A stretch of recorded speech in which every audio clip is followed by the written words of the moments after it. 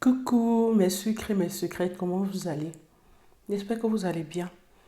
Moi, je vais très très bien par la grâce de Dieu. Tout se porte à merveille de mon côté. Et j'espère aussi que chez vous, tout va bien. Je reviens avec un thème encore sensible. Ma mère a su que j'étais lesbienne à 17 ans. Vous savez, ce sont des choses que on ne peut pas savoir à l'avance.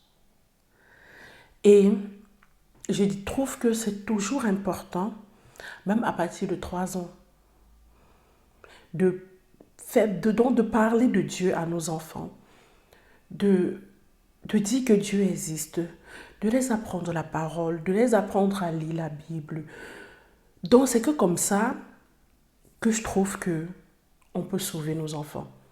On peut sauver la vie de demain. On peut les apprendre, on peut les inculquer ces valeurs-là, que Dieu existe pour que dès le bas âge, elles puissent grandir avec la crainte de Dieu. Je ne suis pas là pour juger une fois de plus. Je vais vous raconter une petite histoire. La fille de 17 ans avait une meilleure amie. Et du jour au lendemain, comme ça, elle a arrêté de parler avec sa meilleure amie. Tout a basculé. Et sa mère ne se rendait pas compte. En fait, elle avait posé la question à sa fille, mais pourquoi je ne te vois plus avec telle et tout? Elle ne vient plus à la maison comme avant. Je trouve que c'est comme si vous fréquentez plus. Tu ne me dis plus que tu vas chez elle. Qu'est-ce qui ne va pas? Vous avez un souci? Sa fille répond, ouais maman, on ne se parle plus. De toute façon, elle ne comprend jamais rien. Elle ne se met jamais à ma place. Et tout, elle est toujours tout le temps en train de me juger, en train de me jeter la première pierre. Et je ne sais pas pour qui elle se prend et tout. Bref, passé. Elle a commencé à se mettre avec une autre petite fille. La fille avait 2 ans de plus qu'elle. Elle avait 19 ans. Et la fille venait tout le temps dormir chez la maman, même en semaine. Et la maman était une maman assez flexible. Elle comprenait les choses. Elle acceptait les choses. C'était une maman qui se plaignait jamais. Selon elle, elle voulait le bien-être de sa fille. Donc du coup, elle acceptait même les petits caprices de sa fille sans savoir que ce n'est pas toujours ce qu'il faut pour nos enfants. Donc la petite fille de 17 ans, la petite fille de 19 ans, pardon, venait régulièrement chez celle de 17 ans. Elles n'arrêtaient pas de se voir et tout.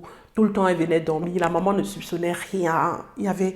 En fait, les filles, devant leur mère, elles ne faisaient rien d'anormal.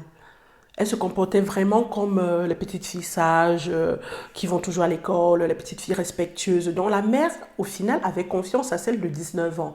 Que non, en fait, je suis une bonne fille pour ma fille, je suis une bonne amie et tout. Elle-même, elle est assidue, elle est tout le temps à l'heure à l'école. Elle va à l'école régulièrement et tout. Elle fait ses devoirs, elle sort toujours parmi les 5 premiers de sa classe. Donc la maman avait confiance. Donc pour elle, c'était l'amie idéale pour sa fille, si vous voulez. Un jour, la maman était à la maison. Le soir, la fille est venue. Elles ont dîné à table ensemble. Ensuite, elle est partie se coucher. Et ce jour-là, la maman devait sortir tôt le lendemain matin pour aller travailler. Donc, les filles, elles sont allées se coucher et tout. Vous savez, chez nous, on ferme que la porte, enfin, on ne met pas la clé. Enfin, quand tu entres dans ta chambre, eux, ils sont censés, la maman est censée frapper avant d'entrer dans ta chambre. Elle n'entre pas dans ta chambre directement. Bon, c'est comme ça. Donc, du coup, qu'est-ce qui s'est passé? La maman de soi voulait dire à sa fille qu'elle va se lever plus tôt, qu'elle ne sera pas là, elle ne pourra pas faire le petit déjeuner le matin. Donc, dès qu'elle se lève, elle doit se débrouiller, manger un petit truc vite fait avant d'aller au travail parce qu'elle commence plus tôt ce matin-là. Et du coup, la mère, elle ouvre la porte de la chambre de sa fille. Les deux étaient nus, comme on les a mis au monde, nus, en train de faire les way, vous comprenez, non? Elle était en train de faire les way et tout, commencer à s'amouracher et tout. La remée, elle a vu. Hey, ma vidéo, ce ne sera pas monétisée. La mère a vu. Aïe, la mère a vu. Quand la mère voit donc maintenant, Elle commence à crier, sacrilège, sacrilège. Qu'est-ce qu'il y a, qu'est-ce qu'il y a? Donc c'est comme ça que tu étais, donc c'est ce que tu étais, donc sûrement que ta meilleure amie t'a quitté parce que elle a entendu parler que tu étais comme ça, ou, tout, ou bien tu as dit à ta meilleure amie que tu étais comme ça, elle ne voulait pas t'accepter et tout, et tout, et tout. Bref, la mère racontait tout un tas de trucs, elle était hors d'elle. Elle était tellement mal que la mère a pleuré toute la nuit. Quelques heures plus tard, sa fille va la rejoindre dans la chambre. Ouais, maman, je te demande pardon. C'est pas comme ça que tu devais apprendre. Mais je suis vraiment désolée et tout. Je suis vraiment désolée et tout. Pardonne-moi. Et j'ai même pas collé ma perruque, ça s'est vu, je m'en fous. Pardonne-moi et tout. Je suis vraiment désolée. En fait, j'étais comme ça. Je me suis rendu compte que j'aimais plus les filles. J'avais l'attirance pour les filles et pour les hommes, je n'avais pas.